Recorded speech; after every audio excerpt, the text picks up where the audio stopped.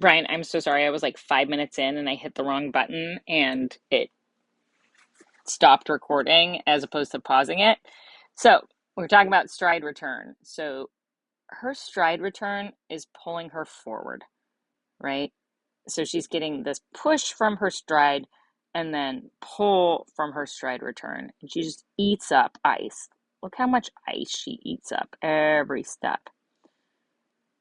So on this day, her goal line to blue line time was 3:12. So she was moving. So all right, but yours is look at how short the movement of this leg is from where it starts to here. Boom, boom, boom. So part of it is that your stride return, you can't see it so much from this angle, you have to get up here. Your stride return is out. Look how wide your feet are, bud. So your stride return is a little bit like wall-eyed, right? So it's coming out, out, out. So that's what's giving it this impression of just being like not traveling very far. See, you're just not eating up as much ice as with the extension that you're getting, you should be eating up more ice.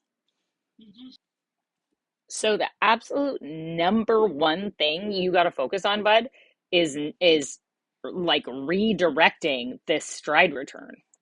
So Sam here just really drives her knees straight forward, and you can see it helps pull her along to this day. This video is like a couple years ago. I got a video from her dad recently where she's off in prep school and she still skates like this. So we got to get your stride return to help pull you along as opposed to being so heavy. It's just boom, boom. And it's because, well, one, it does have like kind of a heavy impact on the ice, but two, it's because it's pulling you slightly side to side every time instead of helping you pull along forward. Okay, so that's going to be a big adjustment because look at bud. You see, look at how your feet, even though you're like returning it because you're so wide, it's really not helping you pull along. Okay, so right now you're just like thump, thump, thump. And yet, despite that, you're under 4 seconds, which is wild to me because you have so much wasted energy, but you're still making it under 4 seconds, which means that you're like your rate of stride is pretty fast. Like you have some good explosiveness in your body, completely wasted right now because of how our stride return is working. So we get that stride return like working with you instead of against you, which is how it's working right now. I want to this is a big jump in time, but I think it's realistic. I want you at 3.5. I want you to shave more than 0.3 of a second off your time. And I 100% think you're capable. 100%. Now let's look at. So you're all set to do an open hip start here. You're like ready to spring out of it. Oops. Oh my goodness, lines everywhere. Sorry. And then you're like, and I'm so ready. I'm so ready. I'm loaded and boop, little baby step. Okay, so this is going to be the same thing. So now we're talking about stride mechanics. Now we're going to talk a little bit about starts. You're all ready for an open hip start. So I'm going to show you Julian over here. He's obnoxiously fast. Okay, it's crazy how fast he is. But look at Julian with this one step. Boom. Look at how his stride return just helps to pull him along. Okay, and he's gonna lean into it, and he's got line head to toe. Okay, and you see the angle that he's on in association to the ice, like he's really leaning into it. So you were like all set to do this big lean, and then your step really didn't go anywhere. Okay, that's again because our stride return isn't helping us. Your stance a little too wide for an open hip start because open hip is very narrow. So actually, now that I'm saying this out loud, working an open hip start specifically would be really good for you because it relies so much on this really north-south movement and driving that stride return forward. Okay, and that would help you in your forward stride mechanics also.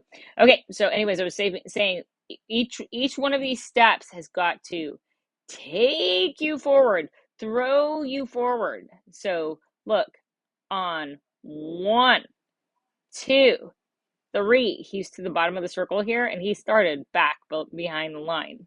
It's not like he started on it. Boom. So as he's doing that, he is not slamming his whole foot down on the ice. So you take these first 3 steps and you're like, heel, heel, heel. That is like fee, fi, fo, fum there, bud. Fee, fi, fo, fum. Okay, so and here's the thing, because we're looking at you being really quick over here, I know you've got like the elasticity in your muscles to make this more explosive and carry you further. So we want those steps to really carry you forward, where these are really making just boom impact on the ice. Okay, so I don't need you to learn an open hip start just by watching a video a couple of times. We'll work on it, but this is something you want to try to earn your black belt in open hip starts over the next 3 weeks. I know that's not a realistic goal. Black belts take a very long time, but I really want you to focus on this. You can pull me aside, and I'm not like the best in the world at open hip starts personally, but I can definitely give you some pointers, and let's focus on the stride return, because if you can unlock the stride return, you're going to start seeing those sprint times drop, just like shedding time off. Okay? All right, Bryan. I'm really excited for you, dude.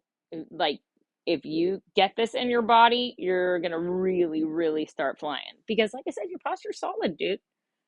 Posture's solid. Like, that is good stuff. That's good stuff. Shin angle, knee bend, mostly line head to toe. But we need to get the benefit of that good extension. We need to get the benefit of those strong pushes, but we're not right now. And it's all about that stride return. I think total between your 2 videos, I've been talking for 12 minutes. Good Lord, I'm so sorry. And I'm not. And I am. All right. See you on Tuesday.